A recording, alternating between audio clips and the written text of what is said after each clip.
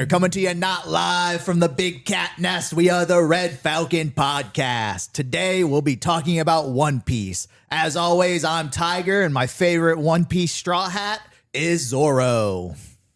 I am Lion, first-time One Piece reader, and my favorite straw hat so far is Frankie. This is Jag, longtime One Piece fan since the Four Kids dub. My favorite is probably Sanji. We almost did it. My name is Cheetah. Yeah, Cheetah. Forgot. My favorite straw hat. Yeah, that's tough. You know what? I think I'm gonna go Chopper. Chopper goes hard. Yeah. Yeah. I love Chopper. I've also been a fan since the Four Kids Day, since we're apparently giving our experiences. Yeah. Yeah. The One Piece rap. I know it by heart. I love it. Okay. My mind signals are so mixed because the moment you said rap, and I thought all the time, my mind just immediately goes, Abadoo! You mean like the John Cena thing? Yes. Okay. All right, how are we starting this off? Are we going to go like at the beginning of East Blue or like? I thought We're starting from the start, right? Yeah. started from the start. So didn't we want to do it like where we give an over you said by arcs, Lion. By that, can we just count East Blue as a single arc? Yeah, sure. I mean, however you want to do it. Like, I mean, y'all are the big One Piece like mega fans. You know, I'm just the guy that's experiencing it. yeah, but us being mega fans also means that we're really we like fucking up about it. So I think we could probably just do. You could probably say and do the synopsis for East Blue, and then when we get to little parts of East Blue, do another small sentence synopsis. I think that's fine. all right. Well, then I guess we'll be starting at East Blue, which is starts with Luffy, future Pirate King, begins his journey where he picks up some crewmates, Zoro, Nami, Usopp, Sanji. They go through adventures. We get some character arcs for Sanji, Usopp, and Nami, and not really. Zoro doesn't really get his character arc yet. Not really like his big one. He gets like a small one, right, Yeah. with Mihawk. Yeah, but like, Oh, we'll get into those theories later. Oh, okay. like to be fair, I still feel like we haven't really touched on Zoro's I feel like there's more there. He gets let. We could.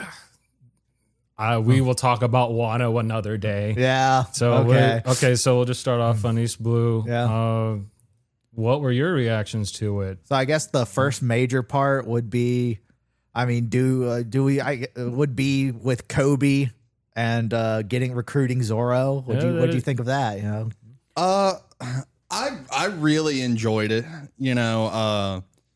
Whenever I'm reading, like especially when it comes to a shonen like One Piece, in my head as I'm reading it, I'm like, how does this compare to Dragon Ball?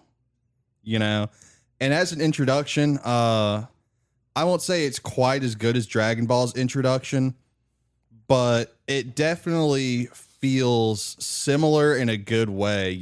I mean, Luffy kind of, well, to start off, it's kind of, one thing I think is kind of odd is how they start off Luffy as a kid and they give like his whole like motivation with Shanks.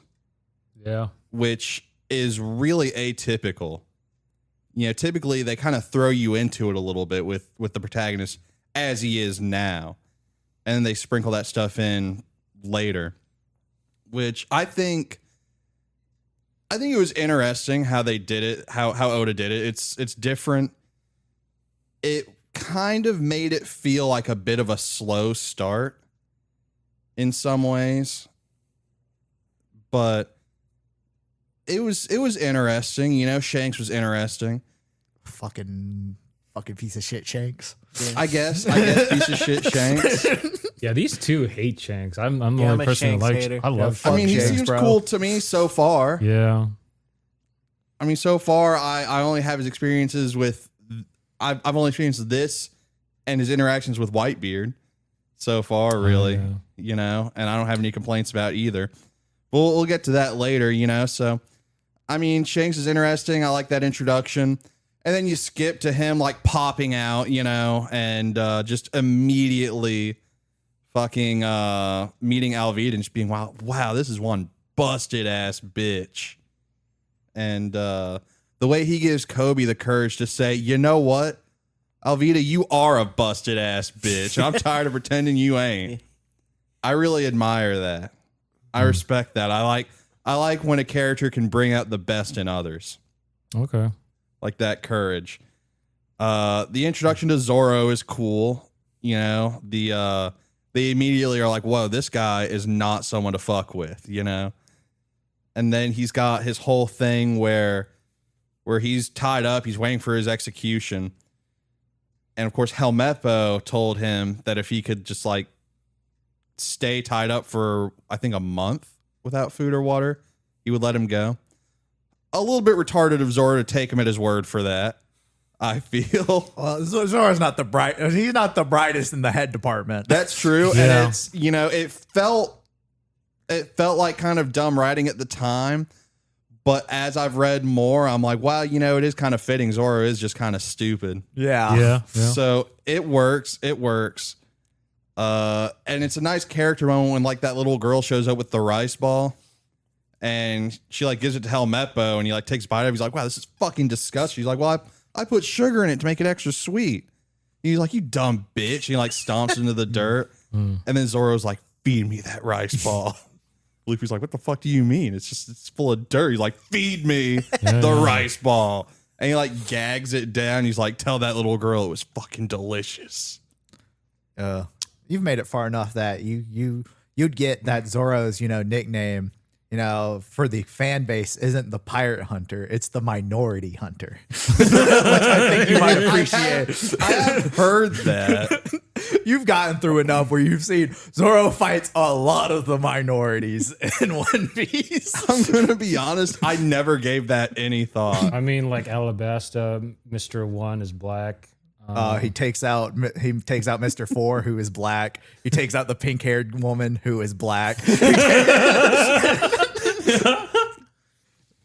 Oh, it's because you're reading it in black and white. Oh, I am reading it in black and white. yeah, that's what it is. He takes out the most fishmen. He does. I was going to say that. He really fucks up the Fishman. Yeah. I'm probably not getting the Minority Hunter experience because Oda does not really do shading for characters for the most part.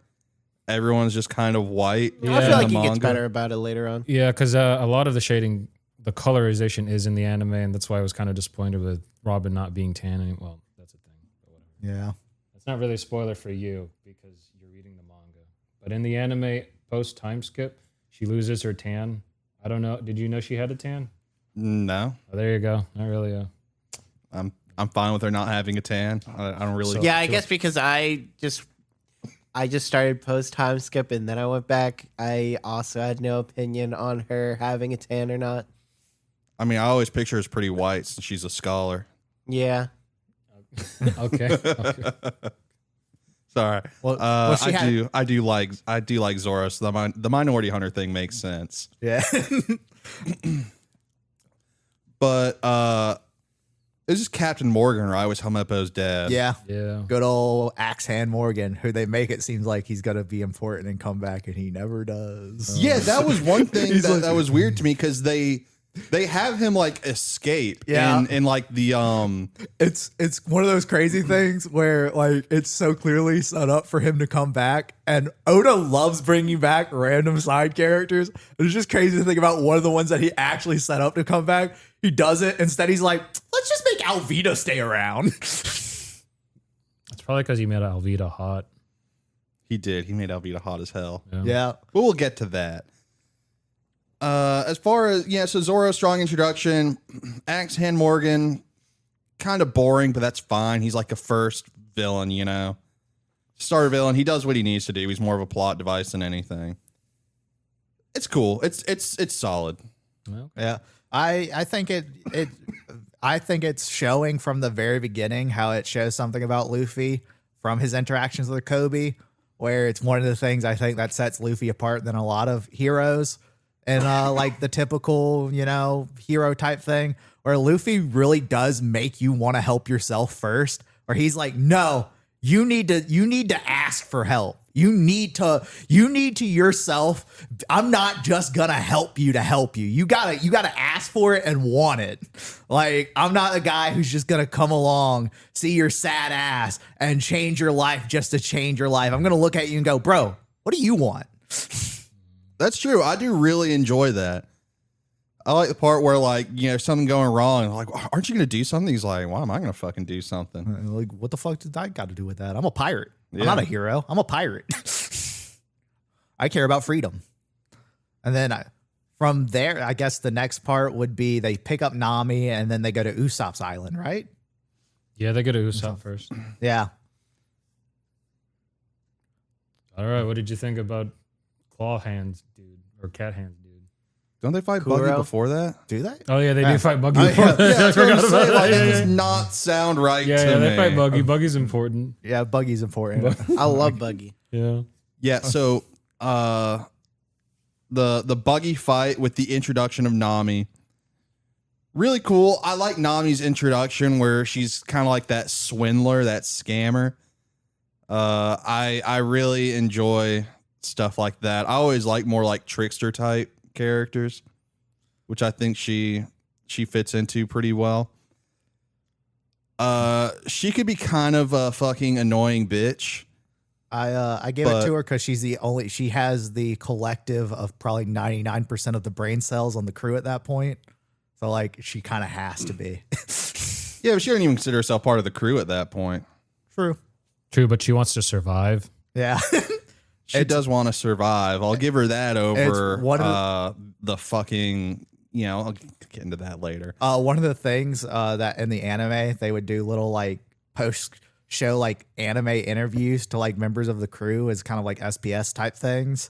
And one of them is just interviewing Luffy and Zoro. And they're like, how did you survive before you got Zoro, Luffy? And Luffy goes, well, you see, it was really just skill. I would just wait until a big bird tried to eat me. And then when it would fly down, I'd kill the big bird and I'd eat it. So it's really just skill. So luck. And then it's like, all right, Zoro, when you joined the crew, how did things change? Well, you see, I would wait until a big bird tried to eat me. And then when the big bird would fly down, I'd kill it and I'd eat it. So that's how things were going around before Nami joined the crew. They were literally just in a boat waiting for birds to attack them. Yeah.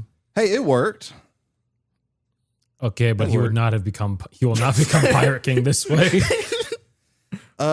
Yeah, but I mean that's that's the journey of the One Piece, getting the treasure of friendship. Although you say it works, but like literally him meeting Nami, isn't that because the big bird caught him by the head and dragged him away? That is true. Yeah. They would have figured it out though. Probably. He did. He met Nami. Yeah.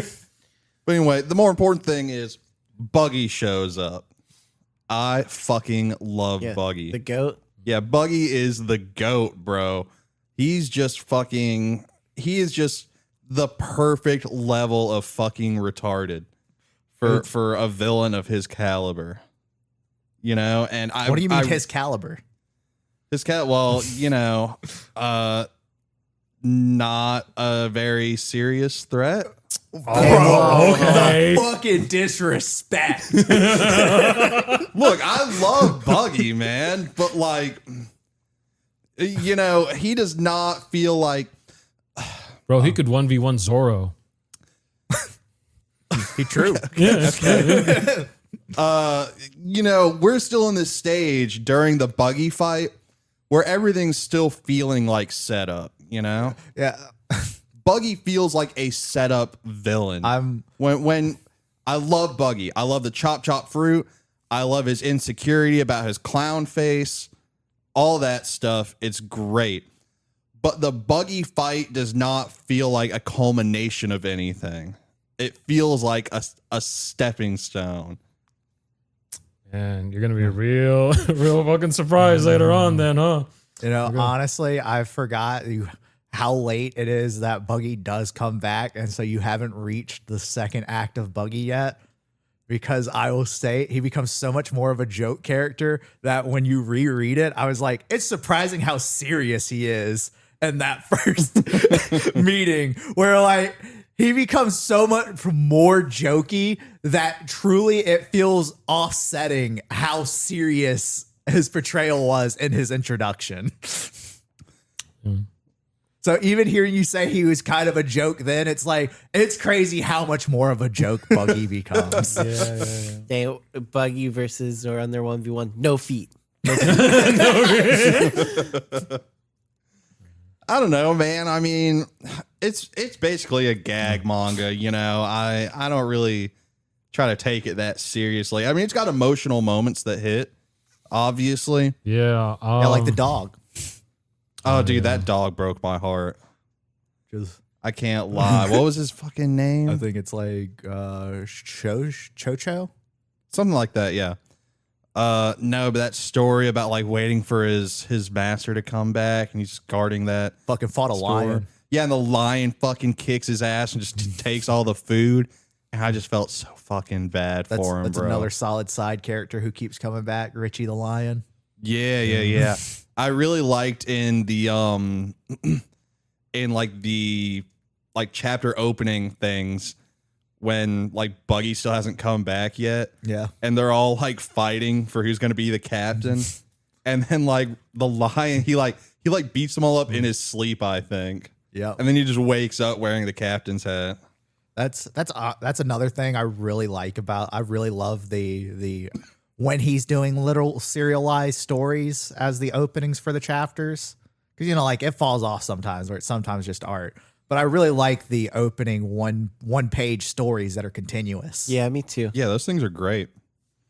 That's the confusing part where he had that where Axan Morgan got away and then he just doesn't come back. Again, it's crazy because that's like the one that has yet to have any effect. Like almost every other one that he has done has at some point come up. Look, Axel Morgan's gonna be waiting at the One Piece. I guess, bro. I guess maybe he will. Maybe like there'll be like some fucking plot twist where it's like he's actually like the leader of the world government. I went the other way.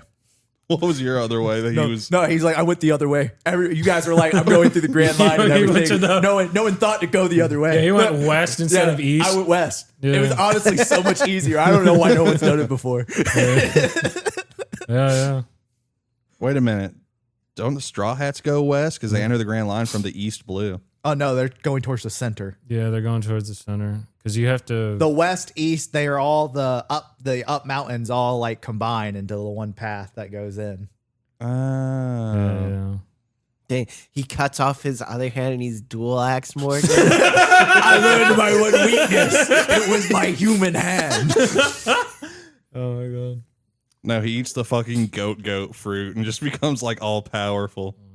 No, he would just be part goat.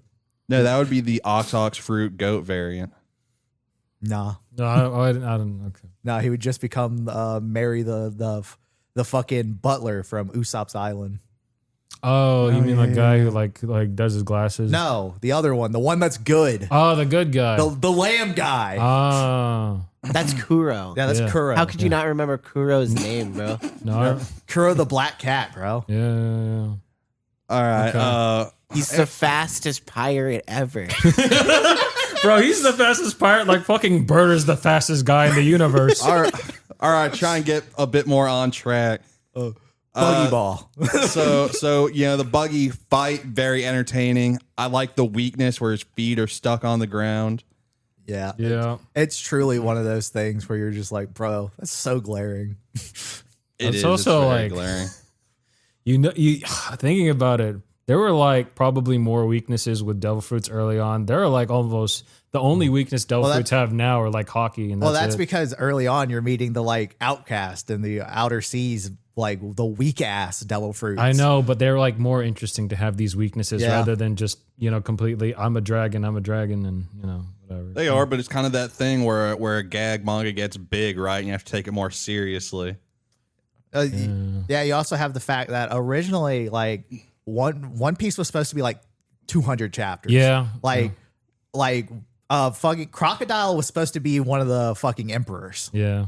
Like he was supposed to be one of the final 4 top echelon.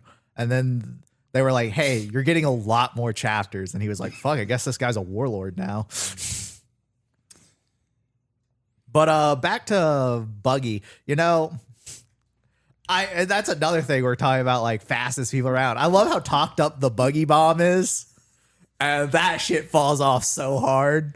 Was that thing in the cannon? Yeah, his Buggy Bomb. Yeah. Where he's like, this is the reason I can rule my part of the seas. It's the most powerful explosive known to man. The Buggy Bomb. Yeah.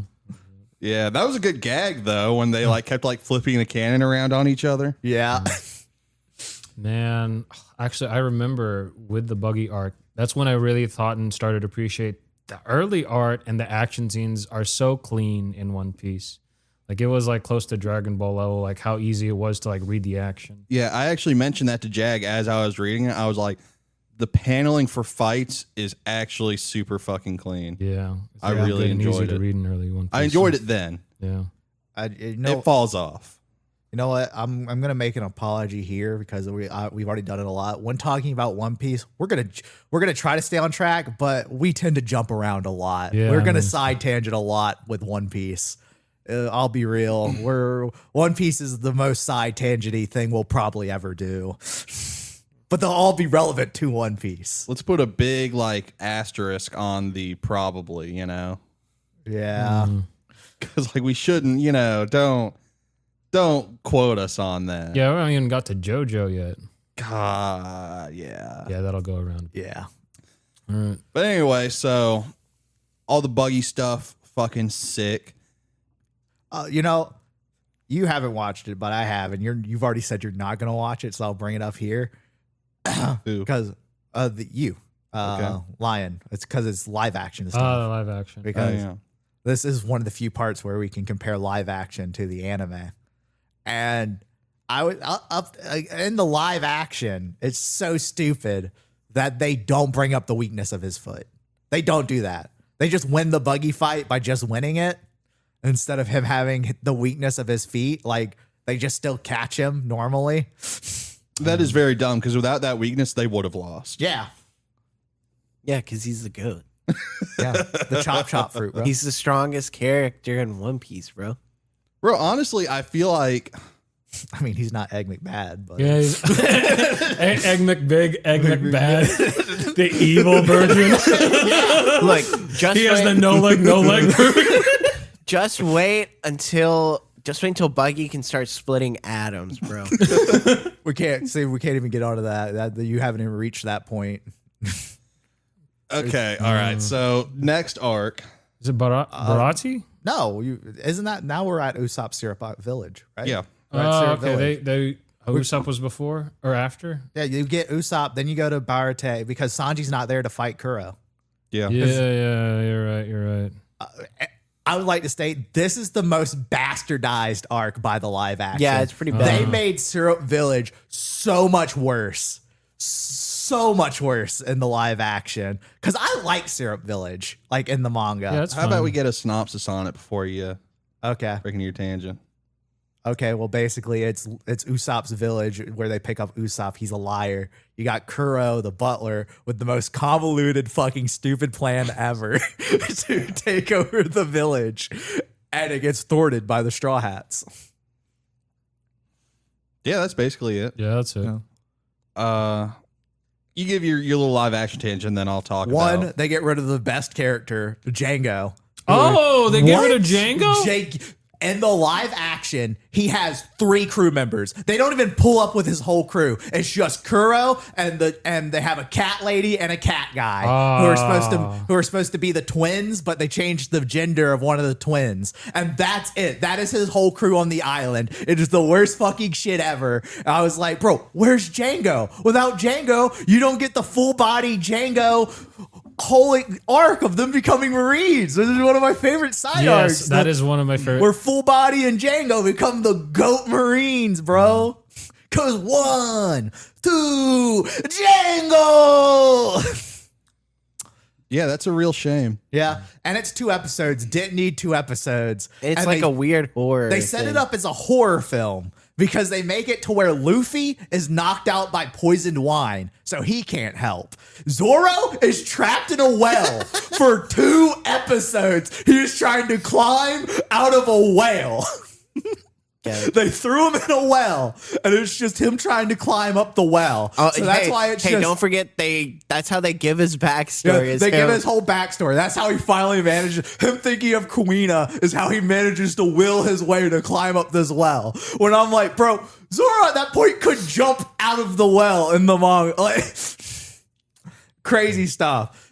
So it's just Nami and Usopp being hunted through the mansion by Kuro. And it's like supposed to be a horror thing. And they do it for 2 fucking episodes. And it's resolved by Luffy wakes up and punches him. Like, Yeah, that is pretty shitty. yeah, it's the worst. Because like there's so many fun gags throughout Syrup Village. Like them going to the wrong hill was them putting all the traps on the hill at the other side of the thing and then being like, yeah, no, they're coming from the other side. And then Zoro falls down the cliff that they've oiled up. So Zoro has to go through all the traps. Yeah, no, that was pretty great. A lot of, I enjoy this arc overall. I felt like this one kind of dragged a little bit. I feel like even in the manga, it was longer than it needed to be. But I enjoyed it. I really fucking like Usopp. All right. Usopp is fucking awesome to me. Sick. Look, I'll be real. Syrup Village is probably where I like one of the parts where I like Usopp the most. Dude, I think it's great. I love a bullshitter. His bullshitting is so funny to me. The idea that he's lying, everyone knows he's lying. He knows everyone knows he's lying, and he just keeps lying. I love that.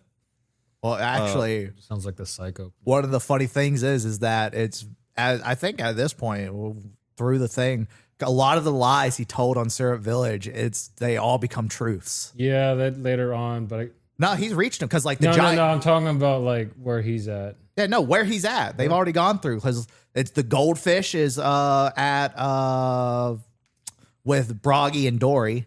Where he's like, because he was always telling the village, there's the giant goldfish that we cut in half. The giant goldfish that tries to eat him, Dory and Broggy cut in half. It's like, because all of the lies he told on Syrup Village get resolved, I think, before Water 7. Oh, okay. Yeah, I mean, a lot of it does just kind of like end up happening. Yeah. And they don't really linger on any of it. But there's a couple times where something happens, you're like, hey, wait a minute. Yeah, it's just a fun thing for the fans. You know, they don't, in universe, they don't talk about it, but it's one of the big things because Usopp has the truth fruit. What would that? it's why his nose is a penis. It's the drawback of the fruit. Yeah. The drawback. I'm sorry. What would the truth fruit even do? Every time he says a lie, it becomes a truth. Ah, okay. All right. Yeah, except for the only lie a black man can't make true, that his dad was coming home. Yasop is somehow hands down one of the worst dads in One Piece, and Yeah. it's crazy to do that because One Piece has so many good parents and so many bad parents that Yeah, but as far as the rest of this arc goes, I enjoy Kuro. He's fun. He's pretty retarded. look, as a person who wears glasses, whenever Kuro made me start fixing my glasses and his little where it's like I got claws. Oh, yeah, with his Such a wrist. fucking weed, Yeah, bro. yeah, Holy I shit. really am. That's how I fixed my glasses in high school. Literally, if I had to fix my glasses, I'd go because I can't because I got too used to having my claws. Bro, just cut your fingernails. Oh my god. But so Django is fun. His design was kind of off-putting to me. I don't know. No, I love it. I love how stupid he looks with his heart glasses. It was and just his- kind of like, I don't know, something about it was just kind of gross looking to me. I think that's the point. Yeah. Yeah, I understand that that's the point. I don't think he was drawn to look cool. Nah, But he was the coolest. it Yeah, just he's it's just off-putting to me. I don't enjoy seeing him drawn. See, Django's another one of those early One Piece things that happen where it's a power that is never explained. His hypnotism just works because like so many power systems get introduced that would explain away powers, And then or there's just powers where it's like, no, that just works because it works. Yeah, he's just a hypnotist. It Do just we works. need an explanation beyond that, though? I don't think Look, so. if this was the normal world, it'd be like, okay, whatever. But like in this world of devil fruits and everything, it kind of stands out a little bit. Does it? I mean, Frankie just shows up and he's like, oh, yeah, I'm a cyborg, by the way. That's science. That's one of the there's 3 established power systems that get established in One Piece, and that falls into one of them. There's science and devil fruits, and I'm not going to bring up the third one because you haven't hit it yet. But it's hockey, right? Yeah, Yeah. it is hockey. Okay. Because you see a lot of scientific advancements before Frankie, especially with everything they talk about with Dr. Yeah. Vegapunk. So- So it's very believable. Yeah, so those are the 3 power systems that everything's supposed to fall into, and then there's just some powers that don't, and it's you just hand wave He's it. a hypnotist. Like the one chick on Miss God, what was Miss? I want to say Golden Week with the paintings, Oh, yeah. where her paintings Yeah, can in just Alabasta. where her paintings just do magic shit for no reason. Well, it's the power of suggestion, so it's the same thing. There's 4 power systems. Saying, like, There you go. like Oda legit just says, like, no, it's the power of suggestion. That's how the colors work. No devil fruit, no nothing. That's literally just hypnotism. All right. All right. You know, I've seen worse. know I've what? seen worse. So, okay. I'm just saying, but We can move on to Baratier now, I feel like. I mean, I wasn't fucking done He talking. wasn't done. I don't know. We've been on this one for a while. I feel like we can just talk. Have we? about I it. feel like we haven't. We've I don't just know. It gotten feels like- sidetracked. no, we lot. went on a lot of sidetracks. Really? I don't know. I just feel like we've been talking about it for like Well, 10 or I'm 15 gonna go to the minutes. bathroom while you guys figure Let's this. see. I feel like we barely discussed the actual arc. I Yeah, mean, no, like, we haven't said anything about the actual arc. We kind of talked a little about it. We talked no, about Tiger Jang. complained about the live action, and then we talked about a couple of gags, and then I started complaining about Kuro for like 5 seconds. All right, I'm gonna be And real. then we I'm went just on not this. that interested with syrup. It's okay. I just don't care. Well, about I'm it. very entertained by the lunacy of his plan, where he's like, I'm tired of being a pirate. I want a comfortable life. And then he gets the comfortable life as a butler living in a mansion. And he's like, no, but I want to do this convoluted plan where I like ingratiate myself.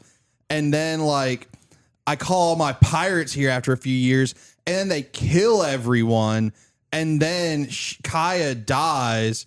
And then I make Django hypnotize her to include me as her like sole beneficiary in her will, so I get everything. You know, the real crazy thing is that she was sickly. Like he could have just poisoned her. Like, Yeah. there were so many better ways. And he's like, I'm the smartest pirate to have ever been. My schemes are unmatched. Like that's what I thought when I was reading. I was like, oh well, she's so sickly. He's giving her the medicine. I'm like, oh, okay. So it's like in Phantom Blood in JoJo's. He's poisoning her, so she's sick.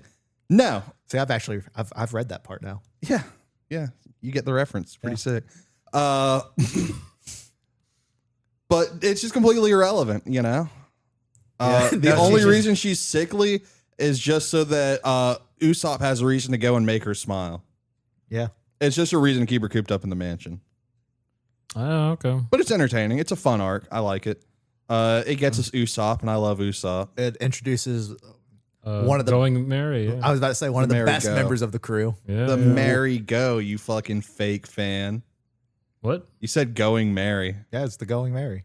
Oh, when I read it, it's the Merry Go. It's the translation thing. It's Going Mary. Yeah, it's Yeah. the Going Mary. Oh, that's really weird. I mean, yeah, they mess up on some of those things early on or throughout, like Zolo. Yeah, the Yeah. Zolo thing does bug me. Yeah. That one's easy to just like.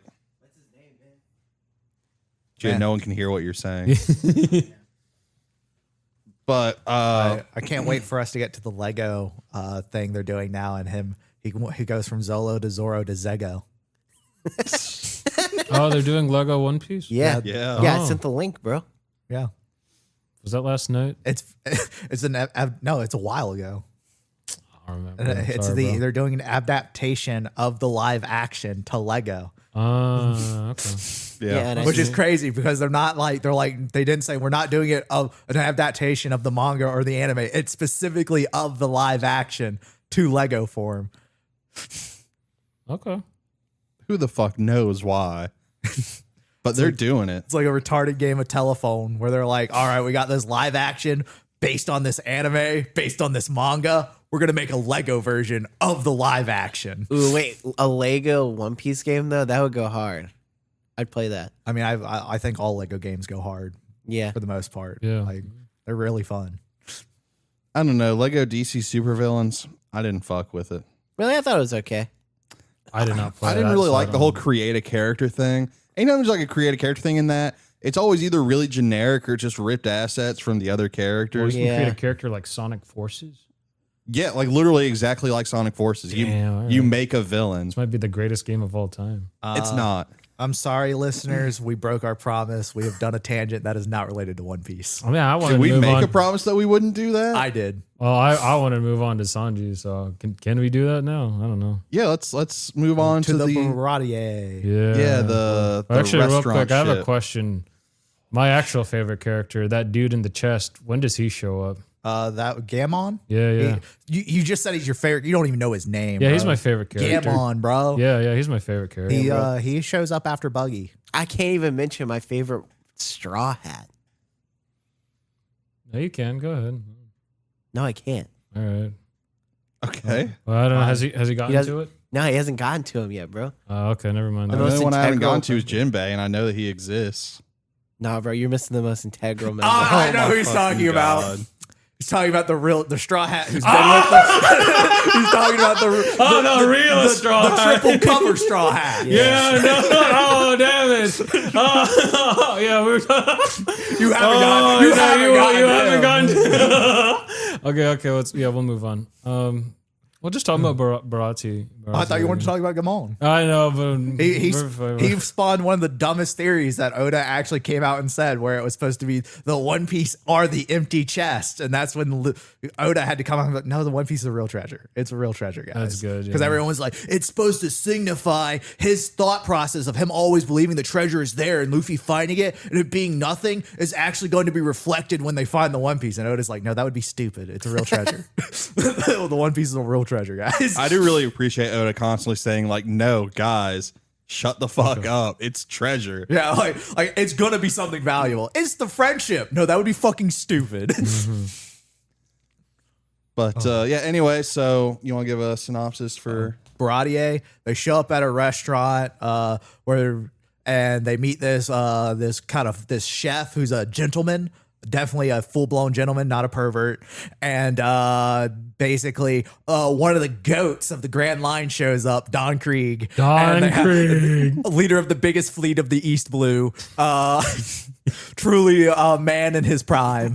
And his whole crew, they've encountered one of the worst things ever. Someone who is fucking out of his elo, going to the lower ranked areas to mess around because he can't hang in his own elo. Mihawk, who has to go mess with people who are Mihawk just had to go smurfing. He's just got a smurf. We got to deal with the smurf Mihawk showing up, messing up his crew. So they're all hungry. They feed them, being the good guys that Sanji and the Baratier are. They don't let people starve, and they feed them. And Don Krieg goes, "Well, you fed me, so now I want to own the restaurant. I got to start rebuilding my fleet." And they get into a real fight. You meet one of the best characters in the entire series, whose whole entire character totally makes sense. Pearl, the most handsome man ever, the aquatic-based Pearl character whose main power is fire. When he gets mad, he sets himself on fire. Yeah. One of the best characters in One Piece. And they do epic fights. Mihawk owns Zoro, fights him with a dagger. Then, because Zoro's cool, he goes, "Well, Zoro, you being cool has made it to where instead of stabbing you with the dagger, I'll almost bisect your body with my real sword." But it won't be on your back, so we're cool. Zoro cries.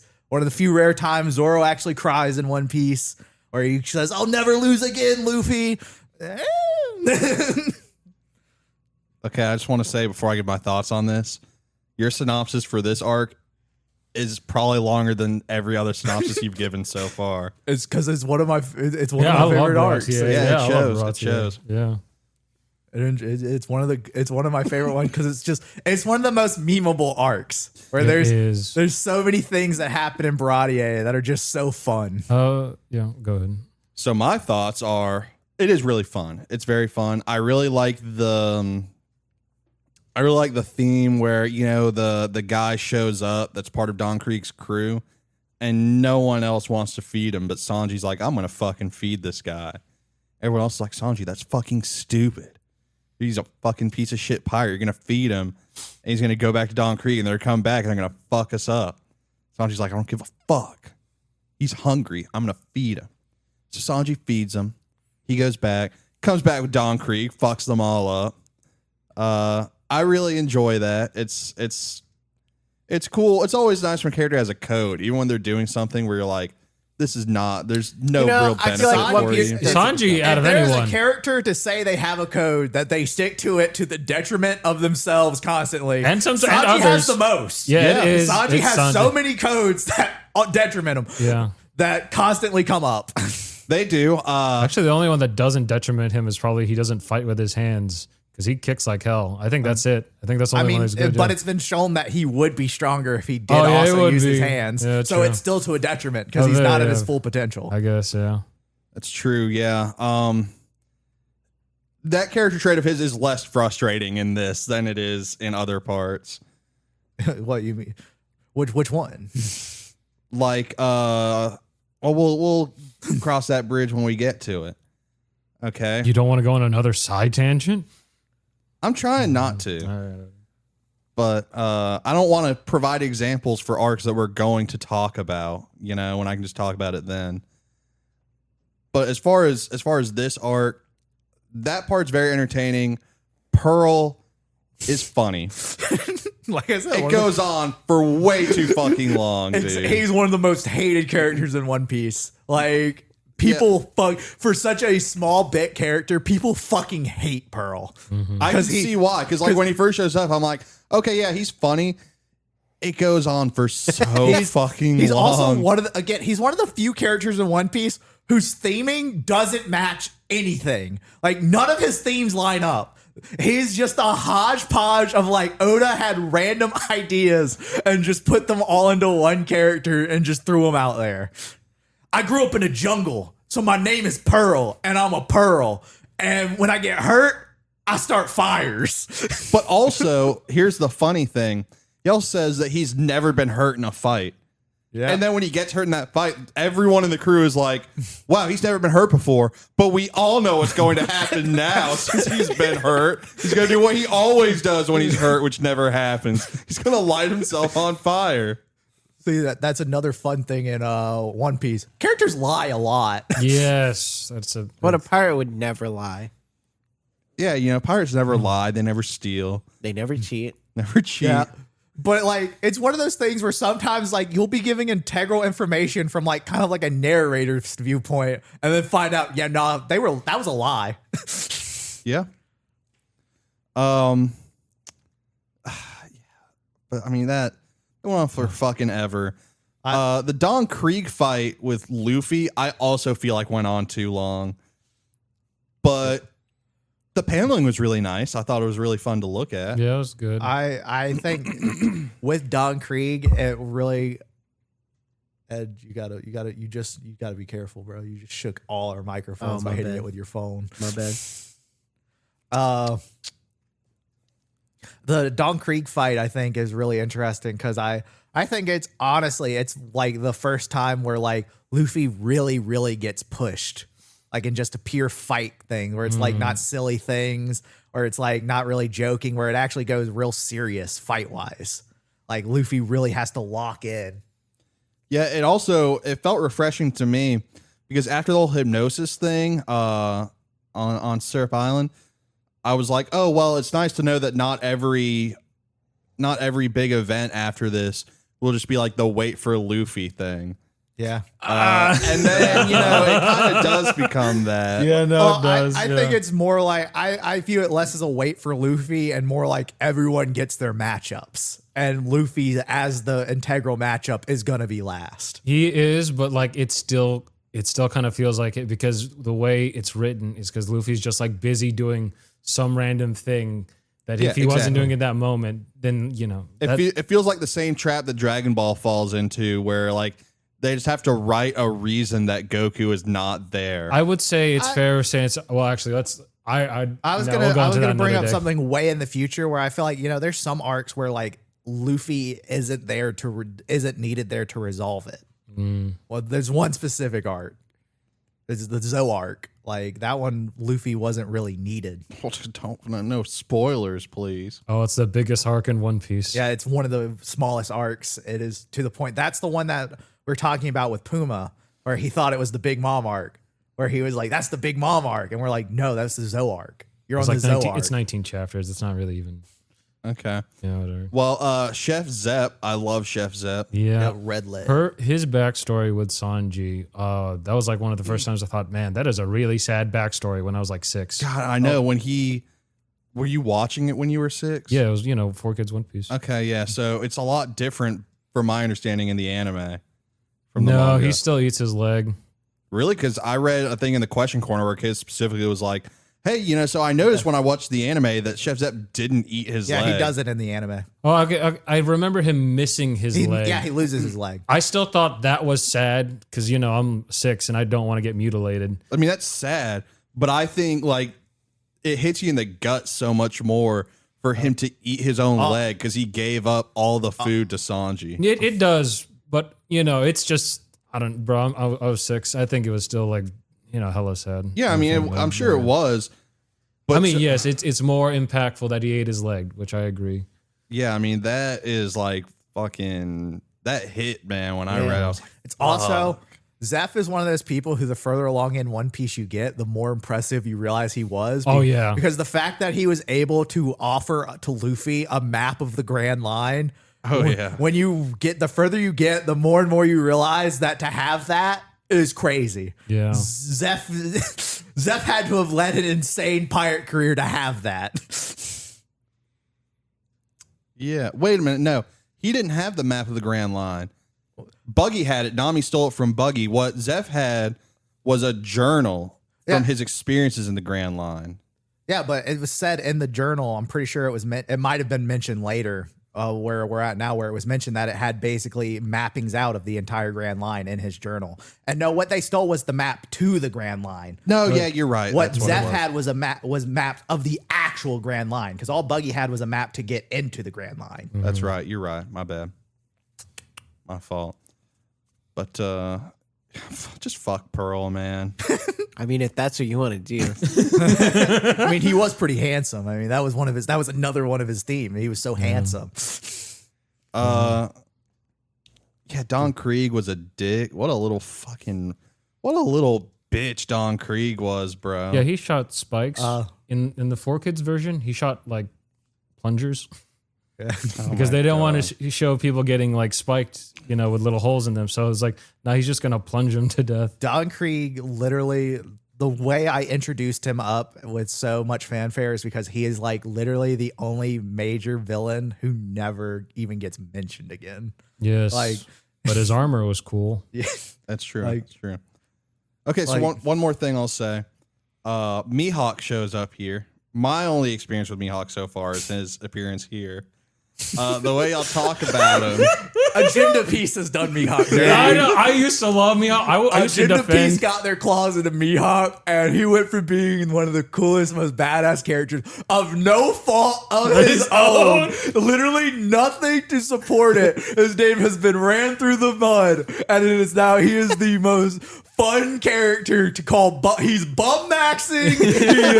He is. Yeah, like I used to defend him like Dragon and Shanks, but now even I'm on the agenda piece against It's Mihawk. just too fun. It's too funny. And It is the just fun- funniest thing. Because there's literally no reason. The manga, no piece of actual release publishing has given any reason to do this to him. And he has to be the most drugged through the mud that the fan base has collectively, as a whole, all agreed to just drag this man down from his pedestal of strongest swordsman to be like, this dude's a fraud. Do you? He's the biggest fraud. We talked about it so much. Should we just basically say what the thing is? One of the big things is no hockey. No hockey. No hockey. Yeah, No so hockey. you know hockey. You know how like it turns weapons black, right? You know that.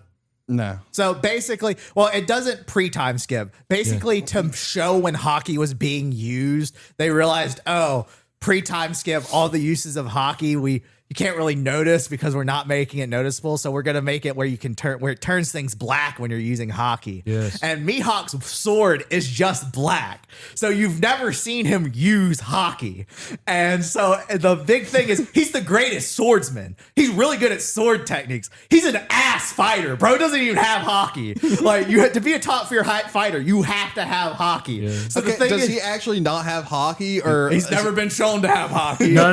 Yeah. So the agenda is that he doesn't use hockey on his blade. He just paints He's it black. painted it black. That's why he has the only black sword, because he's painted it black. And so when they're like, yo, he's fought Shanks and all the fights with Shanks, it's been like, yo, Shanks, no hockey, sword fighting. Who's the best swordsman? Swords only, no hockey, Shanks. Oh my god. okay, well, be Yeah, that as it may. And then you'll get introduced. I'll only tell you his name, but you got to look out for him. Very important character because he's the start of all of this. Vista, the flower swordsman, is the downfall of Mihawk's reputation. He is the pinnacle starting point of where the fandom just runs with it. well, I'll keep an eye out for that. Yeah. His appearance here is very cool. Yeah, no, he has pure aura. Yeah, though. man. he's Pure got a aura. sick fucking design. He just looks cool. Yeah. He shows up and you're like, this guy kicks ass, takes names, and fucks. It's the coolest thing ever to think of a dude who's like, I'm bored with life, so I just get on a coffin, push it out to ocean, let it take me wherever it's gonna take me, and if I encounter people, I kill them. Like I'm just drifting on the seas, murdering random folks I encounter because I'm bored. Yeah, very cool. Very cool. And I like his whole thing where like he starts off like the knife when he's Yeah. fighting Zoro. I love how he says the opposite of like what everything normally tells you, where they're always like, even a lion should hunt a rabbit with its full strength or you'll risk doing. Where he's like, no, a lion doesn't hunt a rabbit with its full strength. I'm going to use my dagger necklace. Yeah.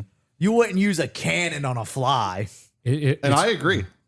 It's very impressive to see how strong Mihawk was back then, because even the amount Oda showed how strong he was, that's just like a tiny 10% bit of how strong he actually is compared to like the rest of the world. Even post time skip, it's still stated to be impressive to be able to cut a full galleon ship in half with a single swing.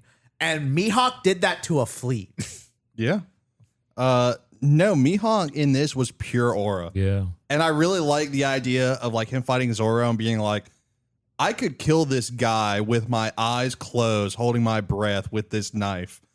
But I like the cut of his jib, so I'm going to not do that. Yeah, because literally he's one of those people who's like, his goal is to just be entertained. And he's like, it's more entertaining if I let this guy live and give him a chance to come back. Yeah. Look, I will say, Mihawk was top 3 characters for me until Agenda Piece. Yeah, he was for me Yeah, as same. well. He was so Honestly, same. And now he's not even top 10. No. It's just impossible. Like, he's been destroyed. Yeah, look, when I first saw him, I was like, this is my favorite character. He's so cool. cool. Man, memes really. I really like Mihawk, but without even seeing these memes, y'all are really selling me. This is a pretty solid slander. It's I the got best. it. It's the best one of the slander. best slander pieces, I think, in modern day. Oh, this Like, slander is so good. to the point Really where convincing. I've made entire theories now based on this slander that I'm like, they might be true. Like, you truly start convincing yourself of some things where you're like, you know, he has it. It's and just the fact that his eye, I fucking love Mihawk's eyes. Oh Like, yeah. I thought he was a vampire when I first saw him. He gives that aura. He does, yeah. Yeah. He's got like that Vlad Dracul vibe. I mean, the coffin helps. Yeah. yeah. And the whole outfit. I will say I didn't watch live action, but live action Mihawk, he looks good. Yeah, live action Oh, yeah. Mihawk also looks Great cool. actor. Yeah, he looks great. actor. He looks like 1-to-1. Yeah. I will say it's less. Mihawk actually gets a less aura because of his reason for being there. Because in the live action, it's not Mihawk's just there because he's there. Garp goes to Mihawk and makes him go there. He's like, yo, go check this out for me. And that's why Mihawk showed up, which is so much lamer than just being, yo, I'm just drifting around. Yeah.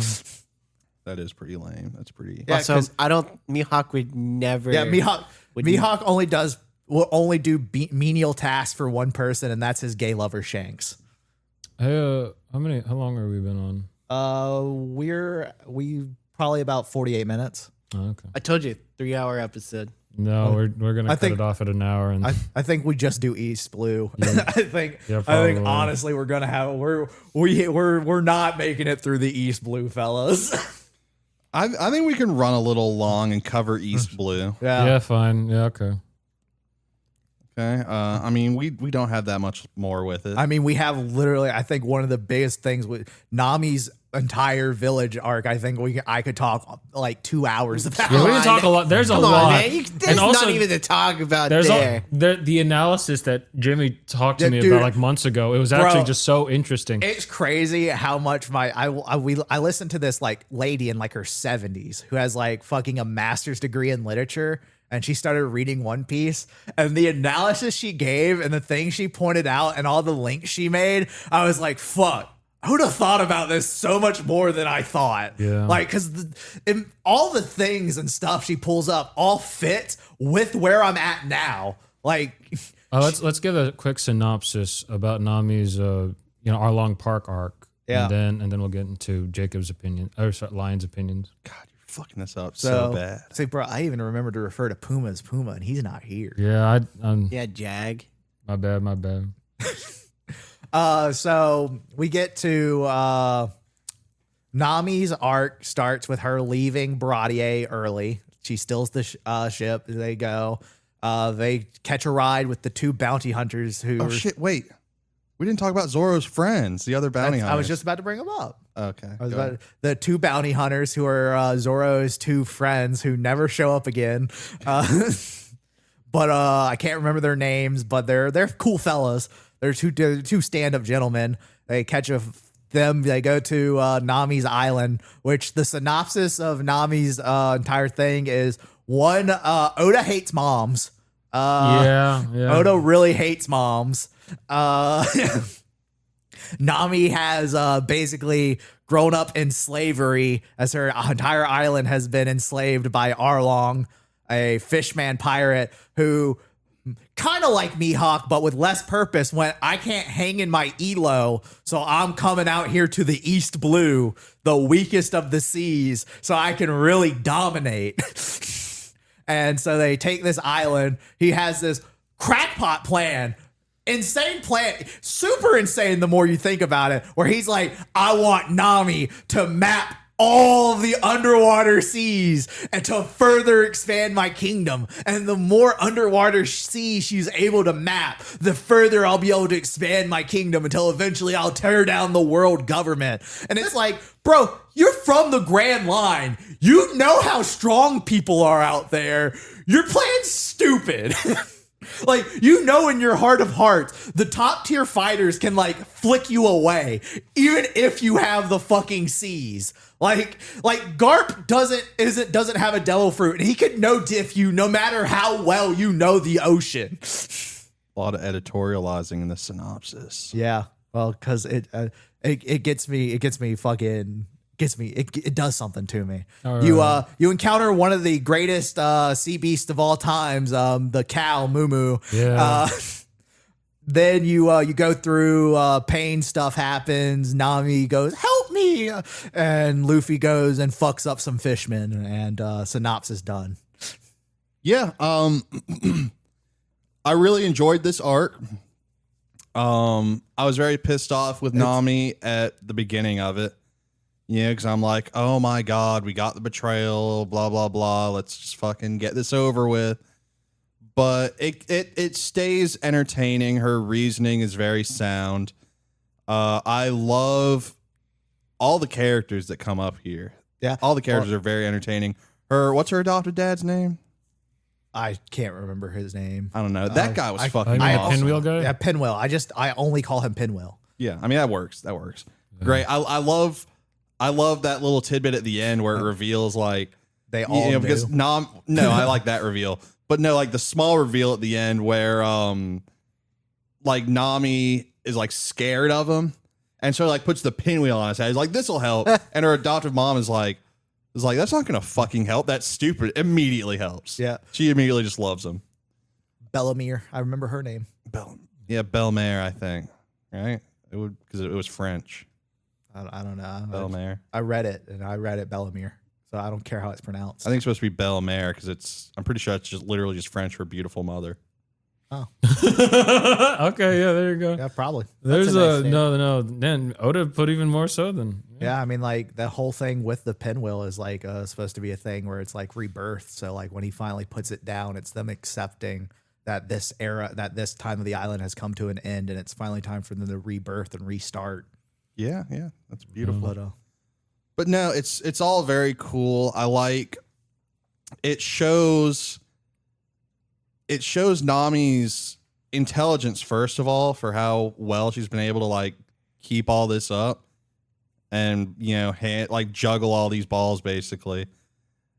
And it also shows like her resolve and her determination, which I think is important because a character like her, she seems so flighty up until now. And she continues to seem flighty afterwards, obviously, for various reasons. Not from the crew. But it's nice to have this arc that's dedicated to her where it shows that she's got like that grit, when she's fighting for something. It's a pretty big character moment. yeah, and it sticks with her, unlike some people. Okay. All right. But who could you be talking about? Who could I be talking about? Luffy. Now he breaks. Yeah.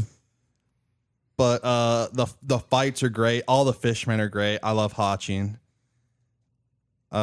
Zoro's whole thing where he just like fucking rolls up and he's like, oh man. Some damn minority. I love the fact that Oda was basically like, I want Zoro to be as strong as Luffy in these parts, but I can't have him as strong as Luffy, so I'm just gonna have half the fight Zoro participates in, he's half dead.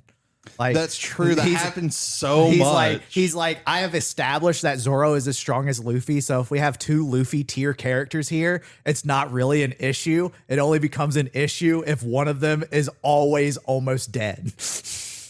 That's true.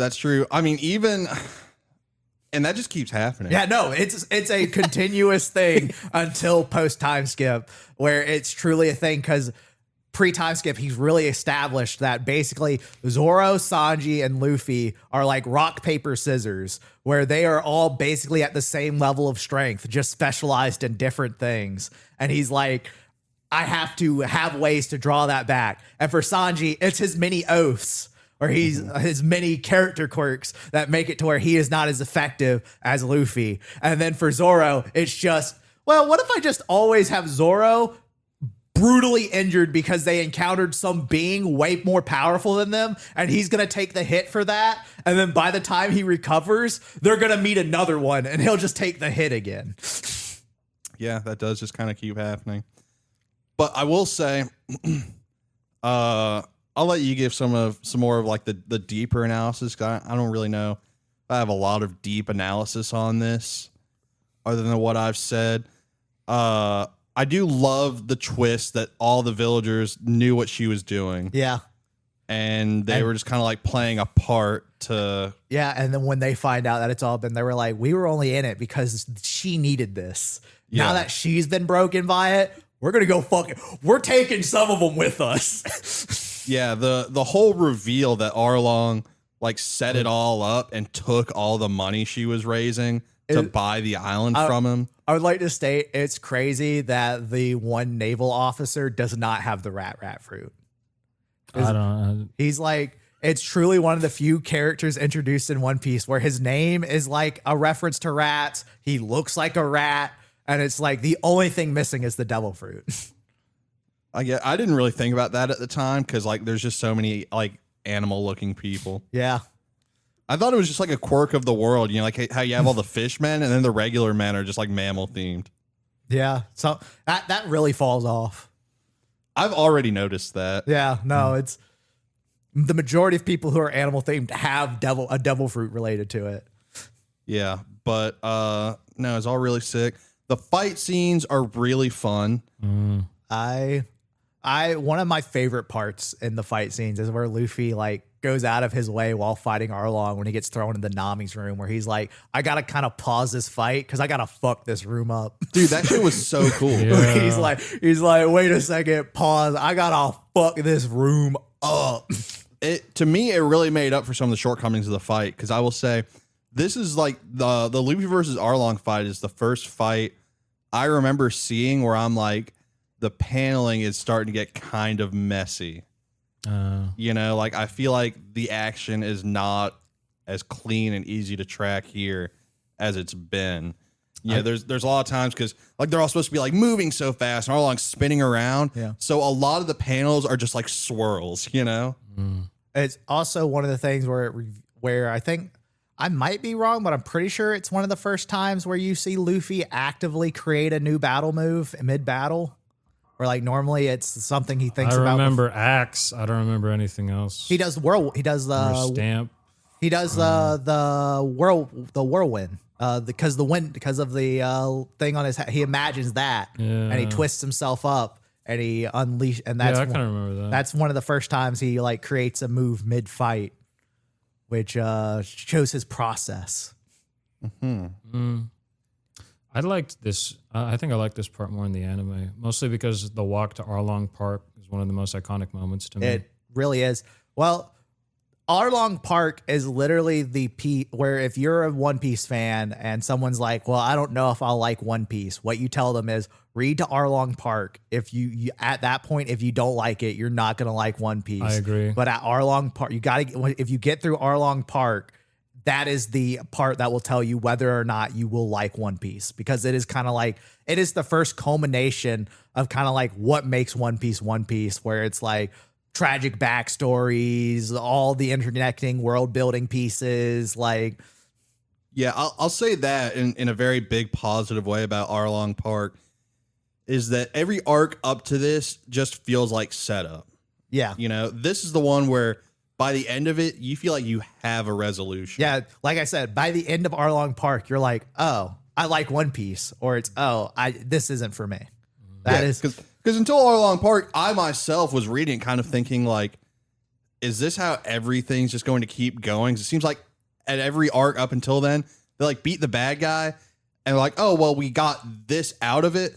Now let's keep going. There's like no like, yeah, like up till Arlong Park, it's kind of like, oh, this could be an episodic series with a weekly villain. Yeah. Like, and then you're like, oh no, this is how everything's connected. This is how everything is drawn together into a bigger picture.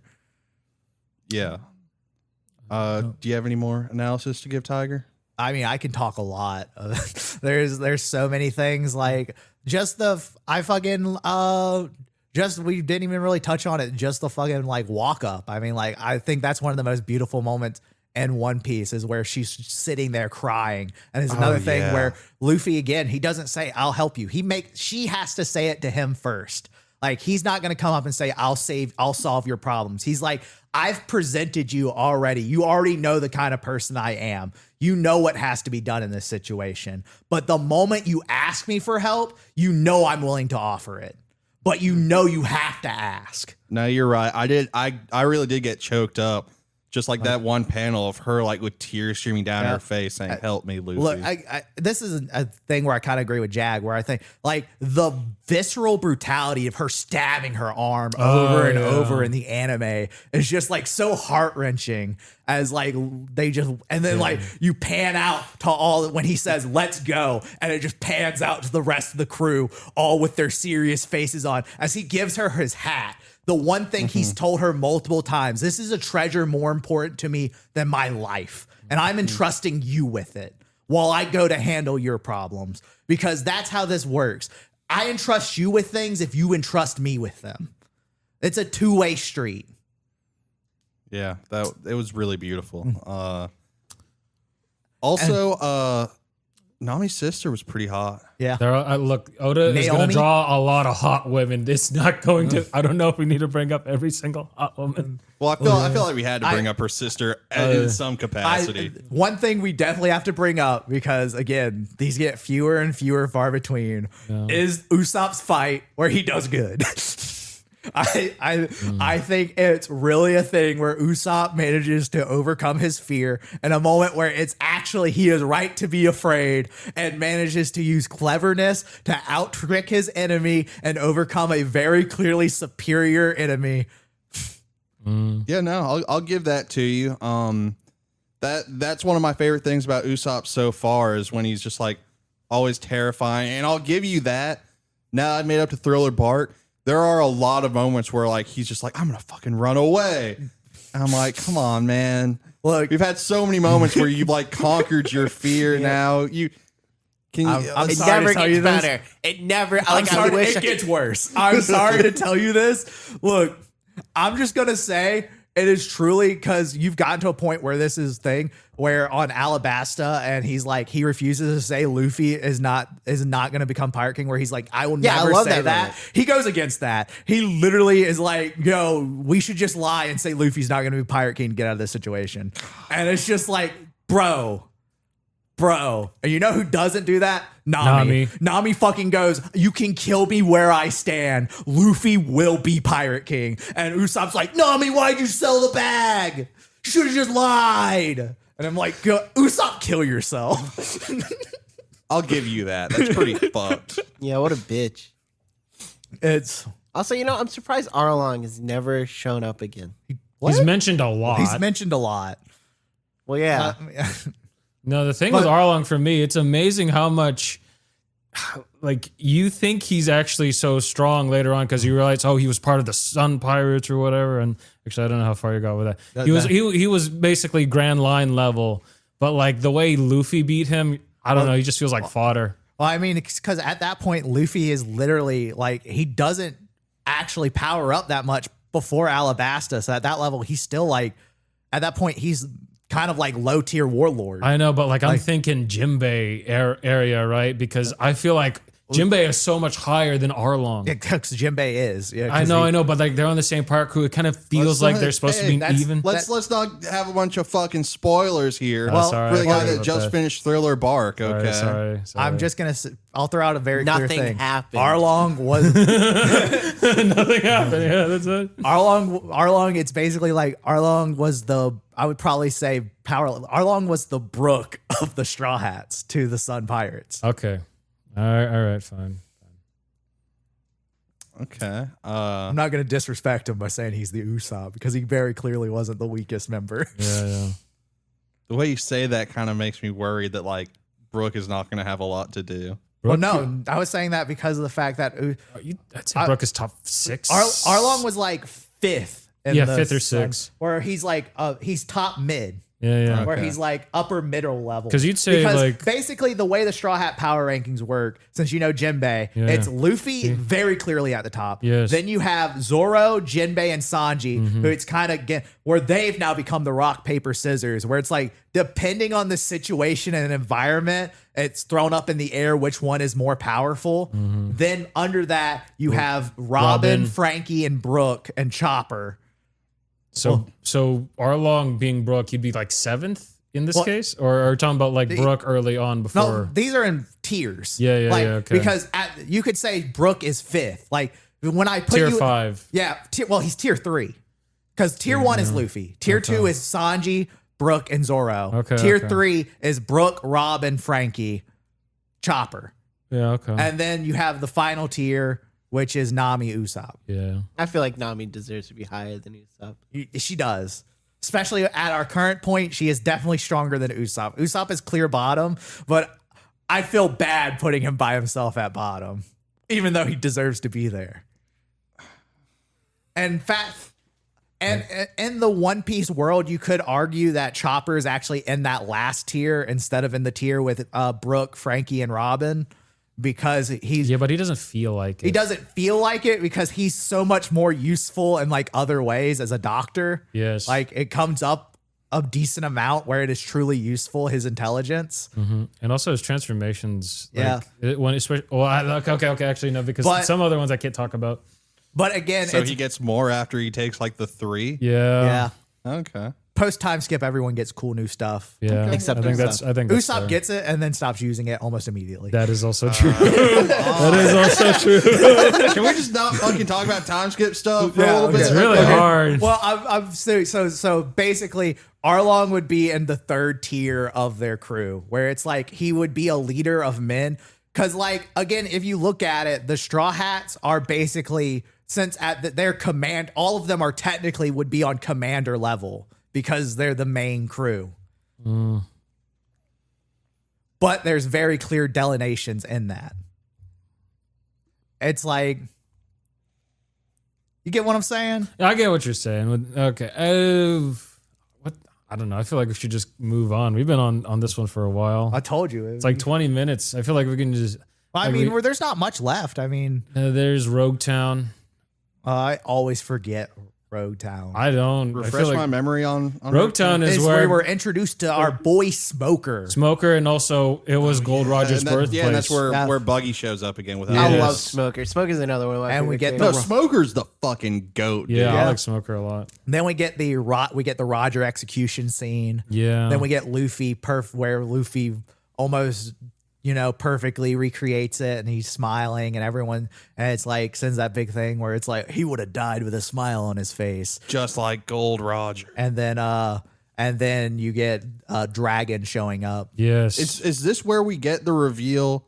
Obviously, the Straw Hats don't get the reveal, but is this where we get the reveal that Gold Roger's name was actually Gold D. Roger? no, that's later on. Yeah, that's later on. Yeah. Okay. That's the I talked to a white beard Yeah, thing. where- So it was during Marineford. so you haven't got to that part yet. Yeah. No, I've gone to it. I have. It's come up in the manga. That's how I know. So it's not Marineford. Where is it? I think it's with Blackbeard, I think. Oh, okay, it's with Blackbeard. It's when Yeah, because yeah. it's- on, it's- because Ace is hunting down Blackbeard. He's like, on oh, I'm from Jai the or Whitebeard whatever, yeah. Pirates. yeah. Yes. Yeah, so I guess it comes up there. But Yeah. yeah, so I've gotten to that. Because Yeah, they had to talk about I- Marshall D. Teach. And Yeah, then- because I forget how much world building happens when Blackbeard gets introduced. You're introduced to so many things in the world. yeah. Yeah, like because Blackbeard's The goat, bro. emperors, the warlord Dude, I fucking love systems, Blackbeard. all Yeah, this stuff. But back to where we are in Rogue Town, which is where you get introduced to one of the I think the biggest like weird things that Oda puts in is Tashigi.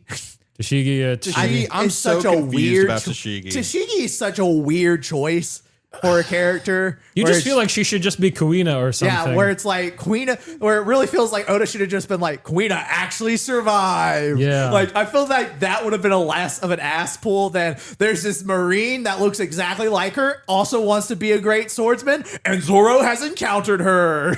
Yeah, I was so confused about it because I was like, this is going to be like something where it's like secretly her. And I'm like, well, no, maybe it's like it's her reincarnation. But it's like, no, she's still older than Zoro. Yeah. So like, I don't fucking get it, Yeah, I dude. don't It's get weird. it. But it is also one of the points where you get introduced to the very cool system that was very cool until Hawkeye slander started of the different swords, where you get introduced to the sword systems, which again was cool until Agenda Piece really started tearing into it. Dude, it was like the coolest thing when Zoro threw that cursed Dude, sword up in the when air and he's like let it cut and his they're arm. like, "What are you doing?" And he's like, "Let's see if my luck is greater than its curse." Dude, I remember the hell Zoro out of is that. truly the himbo of the crew, and it's so cool for it. Dude, Where he's so he's- cool, I man. love that. When I was reading that, I was like, this is the biggest aura farming bullshit ever. It is, yeah, and it's no, no. awesome. Like No. he's truly just That's one of those things where like, if they were to do like a fucking One Piece abridged series, which they probably have that didn't go anywhere, but yeah, Nun Piece. One Piece. It's pretty good. But if they got to that part in the abridged series, that'd be the part where like some random character was just like, "Oh, that's so cool." no, you're wrong. And that'd be the part where they get to it where it would cut his arm off in the abridged. Oh fuck! What were you thinking? Why would you do that? But it would have been cool. Yeah. And then we get introduced to one of the other biggest frauds, Dragon.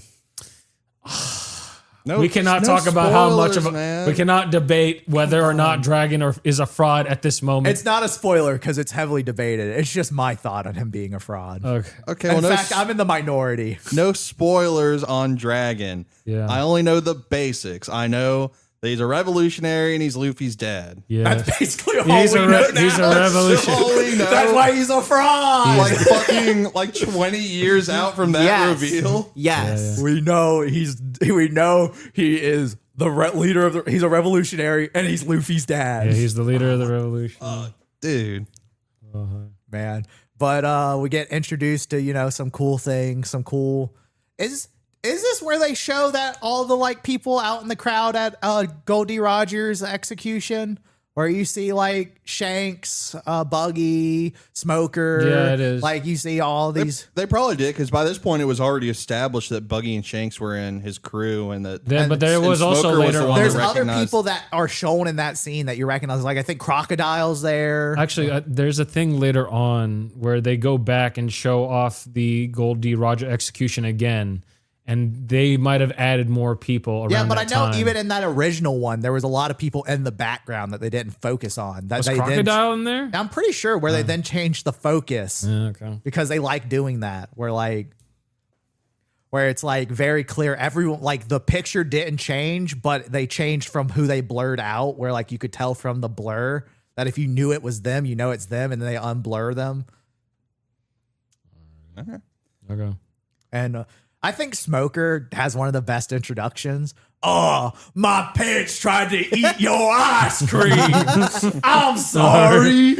Because up to this point, almost every Marine you've been shown is some corrupt asshole. Oh, the complete biggest like dick. the worst of the worst people. And then you get the scene where you're like, oh no, this kid spilled its ice cream on this Marine. This Marine's about to like backhand this child. And then he just kneels down and pats his head. I'm so sorry. My pets tried to eat your ice cream. Let me get you some new ones. Yeah, no, it was great. I love Smoker. Oh yeah, he's just also constantly aura farming, smoking 2 cigars. Smoker is also one of the things that I like to keep track of in One Piece are my favorite modes of transportation.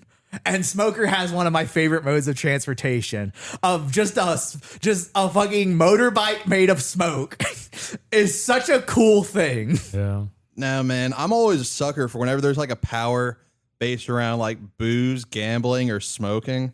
I love that. Mm-hmm. It just speaks to me, Yeah. But one negative about him is he just really makes me want to smoke a cigar.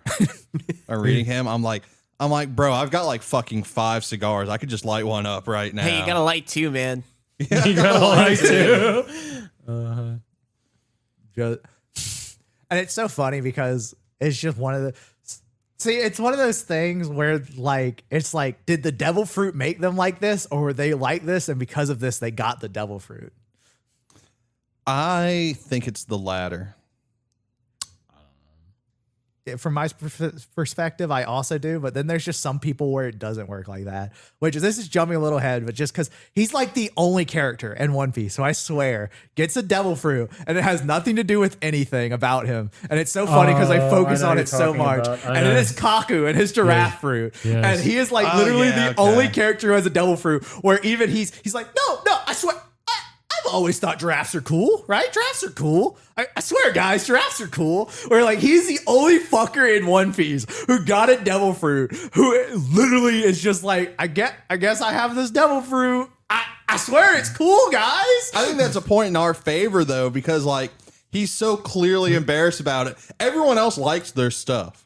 Everyone else is happy Yeah. with what they got, and he got the giraffe, the ox giraffe fruit. Everyone's like, "Wow, you really got fucking shafted up." He's like, "No, guys, come on! I love giraffes. Giraffes are awesome." Wait, who was the woman that made bubbles in CP9? Khalifa. You know, honestly, I thought her devil fruit was a little too similar to Elvita's. Whenever I like, Let's be real. There's so many devil fruits in this. I know, but that one How's like really how's it stuck similar out. to Alvida's? Doesn't Alvida's? It's a slip fruit. Yeah. Right. Yeah, but that just makes it so that I don't know, like the that bubbles just, and the well, that- slipping was that just made like her hot, and it made it so that Well, like attacks just like avoid her. no, Look- yeah, but she could Look here, literally like there is slide literally everywhere. no more. They're the most offensive thing practice of this is with fuck the lemon chick from Alabasta, the one who has like the lemon clothes, her the weight one, the yeah. weight fruit, and then in the future we get the ton fruit. Yeah, that one's worse actually. Okay, not to skip ahead too much because we're still. I think we said all we have to say about this whole mini how long arc. have we been? We're at 128, so probably like 115. Honestly, I want to at least get to the grand line. dude, I don't know. It's gonna be like 2 hours for the grand line. Like, well, let's. I think we I could mean, we end only it have on one that. scene left, and it's literally them going up Reverse Mountain and putting their feet on the barrel. I think that's the only thing we have left to talk about before we're done with these. Okay. Then we're done. Okay, Right? okay. So I think so. Yeah, Yeah. Okay. I don't know. This feels long.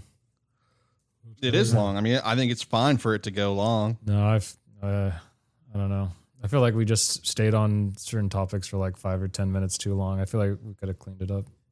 You're too much of a perfectionist. This isn't really being perfection. This is just like I feel like we just dragged on too Should long. we like write a script next time? We don't need to write a script. I don't think we really need to talk about some things for I like more than literally 5 think this is the episode where we have had the least pauses between topics, and we've flowed it just the most. yeah, it just felt Like- like it took forever. I don't God, know. No, you I agree do. with us, right?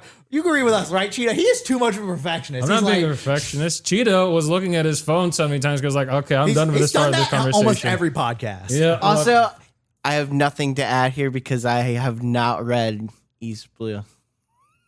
So when we get to the next I don't know. I'm not feeling it. I just feel like we don't need to go on longer than it just felt like a lot. I mean, we're basically done. Like that was the last Like, arc. every time we've reached the end of a point, we've wasted an extra 5 minutes because you said, "Man, we really need to move on," and we were about to move on, and then you stopped us from moving on by going, "We need to move on." That's true. No, I mean this one was like 20 minutes. Whatever. We'll finish up, I guess. I mean, most of this detour was you and Tiger.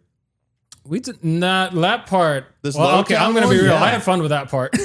That's the part I actually have fun with. Literally, I feel like it's talking fine, about. It's fine when Literally, you have Jag fun is just with it. like, I don't like the parts where I'm not getting to actively participate. Why is other members of the podcast having fun and not me? No, How I definitely. fucking dare you? Look, I'm fairly certain I let you guys talk a lot of the time and I enjoy it, but I just thought this particular podcast, I there were thought it was parts that fine. were taking I was enjoying a it. little too long. I just think we could have cut it 5 minutes to just move Like on. I That's didn't talk much and I still enjoyed it. Okay, I mean, yeah, we're having fun. Like, I, bro, we just I stayed. thought it just dragged. trouble. Our average One Piece conversation lasts like 3 hours, so we're doing good. Yeah.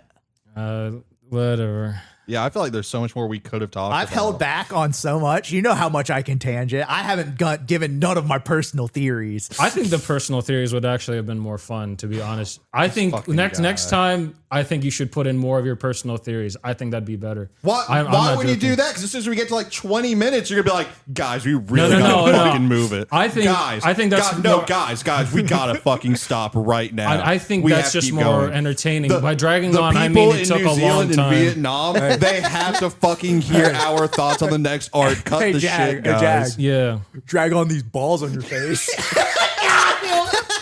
Fucking roasted. All right, yeah, okay. But I am being serious when I think your personal theories are actually more entertaining than really going depth in these early parts of One Piece. That's just my opinion. But this was your idea. I mean, No. The idea was to talk about one. It was not. It was our idea in total to talk about One Piece, not to go break down. I think honestly, the East Blue is the most where because I feel like this is the most part where there's the least to like add extra things in without bringing, because a lot of our stuff has been trying to go to like Alabasta and stuff. I think Yeah. Bro, I that's can't more the wait till we thing get to Alabasta. Yeah, where me like the too. more personal thoughts, because East Blue is really kind of like at this point set in stone, where it is the most concrete part of One Piece, where like there's not a ton of thought process. Yeah, that we can add. Yeah. Okay. Because like even the biggest mystery of One Piece from East Blue has been resolved at this point, which was how the fuck did Shanks let his arm get eaten by this fucking Sea King? No spoilers. I don't know. Because he's a bitch. Well, how do you think his arm got eaten? This is just on your own theories. How about that? You want to hear my I personal? don't have any theories yet. I haven't really thought about it. Yeah, that okay. Well, much. just Yeah, Shanks is just one of kinda the happens. strongest characters, right? Well, like you've seen kind of how strong Shanks is. Like, do you have an idea how strong do you think Shanks is personally at the part you're at? I mean, he's already been told he's an emperor. yeah, he's an. Oh, okay. Yeah, So you I know mean, that. like, But so how did this emperor get his arm get cut off by? by a sea beast that Luffy at the start of his journey one shots to leave the island. I don't fucking know, man. I haven't really thought about it. Like it doesn't. It like really, you're talking like it's some big thing. Like I should be theorizing about. It happened to like the first couple chapters, and it has not. It has not come up again. I'm at like almost 500 chapters no, in. it hasn't come It up. has not come up. I'm gonna be real with you. It never comes up. It never comes up. Like I was not that worried about it. I was like, I don't know, maybe he didn't want to like. it's more like maybe he the didn't want to like idea. fucking hurt Luffy while he was like trying to rescue The him. reason it happened is basically it was out of universe. So everyone's been trying to think of in universe reasons. Is because out of universe, it was literally Shanks wasn't supposed to have his arm eaten, but one of Oda's editors was like, well, it kind of doesn't have a punch to it if he just saves him, right? I think something has to happen, and Oda's like, damn, you're right. Guess he gets his arm eaten. Yeah, that's it. That's what happened. Because again, at this point, One Piece was supposed to be a lot shorter, and now it's this, and Shanks' power and everything's gotten way more established and everything. It's like, fuck, why did he get his arm eaten there? Yeah. That's what really happened. Yeah, I mean, my guess off the top of my head was just like I don't know, maybe like you know he wanted to protect Luffy. Like anything he did to the monster, he couldn't. Yeah, have but guaranteed like that this he was dude's safe. an emperor. Well, you said you wanted my own theories. Well, this was mine because of my Shanks slander. Is that it was all part of Shanks' master plan. You see, that's how he groomed Luffy. Luffy wouldn't be as dedicated to Shanks if Shanks didn't lose something in that process. Luffy wouldn't love him as much as he does. And Shanks is like, I know this kid's gonna grow up to be something. I gotta get him in my camp. I don't know. I feel like Luffy already loved Shanks to a very strong Shanks- point at that. Shanks sent in those mountain bandits. He called them in. That's why they were so surprised when Fatty LeBou shot him, because they were like, this wasn't part of the plan. Shanks, what are you doing? Okay. Oh. You know what, Tiger? I think you're right. Yeah. Also, that is also one of the hardest moments where Shanks is just when they just brutally murder all those mountain bandits, and Shanks is just like, well, nah, at this point we have to, because it's just such a flip from him being like, well, nah, in the bar. Yeah, I'm the cool guy. Yeah, I'm the cool guy. We don't do anything. And then just that, he's like, fucking just has a dude literally execution style brain a dude in front of this kid. I get it. It's I like, think well, you it's see, valid. Luffy. I hate Shanks, so I don't get it. You see, Luffy, sometimes you gotta stand up. Sometimes you gotta fucking set business straight. I mean, bro, if some guy fucking, you know, what did he even do? Did he like kick Luffy or something? He kidnapped Luffy is the reason. Yeah, he Luffy, that's kidnapped it. Yeah, Which someone is a kidnapped bit the more kid. extreme. So if someone kidnapped the kid I was trying to groom, I mean, bro, you gotta do something. I'm glad to see, Lion, that you're already on my side on this. Shanks is a dirty ass rat schemer groomer. I didn't say anything. Groom. You're already on the bandwagon, brother. You gotta go fully Yeah, in. you're right. Shanks probably supports Israel. Whoa. What did he? There are some things you just don't say, Cheetah. Come on. Like you gotta say, yeah, you gotta have some evidence to drop a charge like that. Yeah. Groomers before Zionists. Give me a day, I can find that evidence. I mean, I want to see the Venn diagram on that. All right. All right. Oh, there's. let- Actually, the red line talk about is it almost? Are we right after Rogue Town? It's what It's is it? well, like I said, the only thing left is them they go up Reverse Mountain and Yep. they all do their feet on the barrel, which I think is a fun moment. That was a very fun moment. Where they very all say iconic. their dreams, and somehow Usopp has the easiest dream, and he's the only one. I'm like, your dream's never coming true. He has the easiest to achieve dream, and it's never coming true. I mean, yeah, he's What was his proven it's dream not. again? To be a brave warrior of the sea. That's Yeah. his. He is the only fucker with the easiest to fucking accomplish dream. Nami's is basically impossible. She wants to make a world map, which is fucking insane. Chopper wants to cure every fucking disease. Insane. Sanji wants to basically find the fucking Narnia of fishing. Oh, the all blue. Yeah, yeah.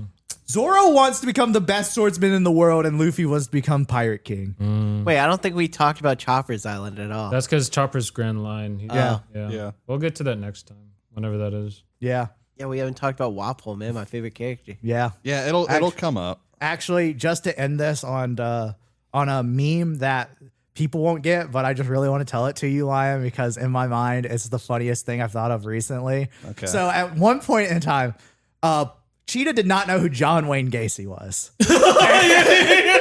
And so like me and Jag were talking about him, and Cheetah was like, "Dude, I got his back. That's my guy." And we were like, Can we "What not the-" include this in the episode? He was like- Can we cut this part And out? he was like, and when we explained it to him, he was like, "Fuck, I didn't know he did that stuff. Never mind, I'm not with that." And we were talking about it again, and he brought it up. And when we were talking about it, the way he ended it was he said, "I'm just in the nothing happened camp for John Wayne Gacy." And I was like, the funniest image in my mind ever appeared, where instead of Zorro, it's John Wayne Gacy, and instead of being surrounded by blood, it's just dead boys. And fucking so Edward walks up instead of Sanji, and Edward's like, "What happened here?" And John Wayne Gacy's like, "Nothing happened." Edward's like, "Yeah, checks out," and just leaves. And in my mind, that is the funniest One Piece meme that has appeared in my head. Oh Can we not include this part? Bro, if we could get God. somebody to draw that. And if someone could draw, they would be. the fucking hero. It's just in my mind because like it's one of the off points where I'm like, why has no one done that? I don't know. Nothing happened. Just him in his clown suit. Well, actually, how did we even bring up John Wayne Gacy at the time? Were we talking about Buggy and the clowns? Was that what's happening? No, Probably. where this actual Yeah, you happened, weren't here. You Okay, weren't here. okay. This was after a podcast where I think it was after American. We were talking about serial killers Okay. and murderers, and so that just got me to John Wayne Gacy. And then this unfolded, and so the thing happened in my mind. So this is the kind of conversation you had in the middle of a fucking no, like Waffle the House. first time I was there for the first John Wayne Gacy part. The I know first, that. yeah, the first one where the first time it happened, it was me and you were talking about it because we had just watched because we were talking about one of the Netflix documentaries on serial killers, Yeah. and so we were talking about John Wayne Gacy. I think this is that And- Jeffrey Dahmer and- one. Yeah, and this was in the time period where Cheetah, whenever we were talking about anyone, would always be like, if we were disapproving of them, Cheetah would always be like, "That's my boy. That's I got my him." boy. And And of all the people you had to pick, it was. I didn't know, man. so we gotta be careful. Sweet I won't Christ, be. man. Well, that was a good episode. I appreciate that he's not because it Yeah. leads to great. I will never be careful. It was great because this was over like a 4-year period where the first Yeah. evidence happened like 4 years ago, and then the next time it came up was literally like 2 weeks ago. All right, let's do it. So I think you can sign us off. Yeah. Well, to all you big cats out there, thank you for tuning in to another episode of the Red Falcon Podcast. Catch us next week at Wednesdays, because apparently that's when we're uploading now. Yeah, Wednesday, 10 a.m. Wednesday, 10 a.m. We're going to try to be consistent. No promises.